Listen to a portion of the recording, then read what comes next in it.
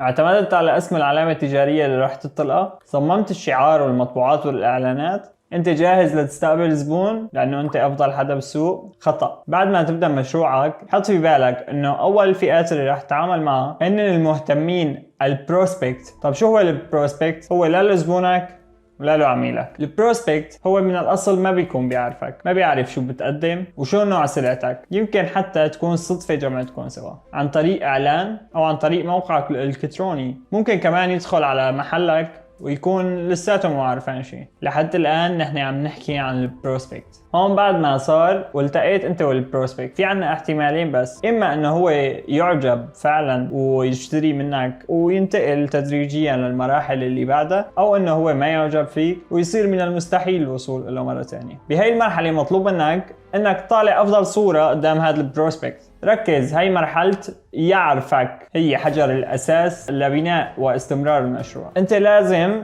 تحط خطة بعد فترة انه توصل ل100,000 بروسبكت وتحويلهم الى المستوى الاعلى وهو الليد. اذا بتذكروا هو المرحلة الثانية، مرحلة يعجب بك. كمان بهاي المرحلة الليد مو شرط يشتري من عندك. بهاي المرحلة الليد عنيد شوي، بيبقى جوات هاي المرحلة ليوصل لمرحلة الشراء وبيتحول مباشرة لمرحلة الكاستمر. وبهاي المرحلة إذا نتذكر سوا اسمها يثق بك، أنت حصلت على ثقته، تمت عملية البيع. طبعا وشيء أكيد إنه في حياة الزبون في مرحلة رابعة، هي تحول الكاستمر لكلاينت. بهاي المرحلة شو ما راح يصير بالدنيا وقد ما راح يجي عروض ما راح يشتري غير من عندك، وأكيد ما راح يثق غير فيك. لحتى تبني خطة تسويقية وتعرف أكثر كيف فيك توصل للناس تخليهم يعرفوك، لا تتردد بطلب استشارة.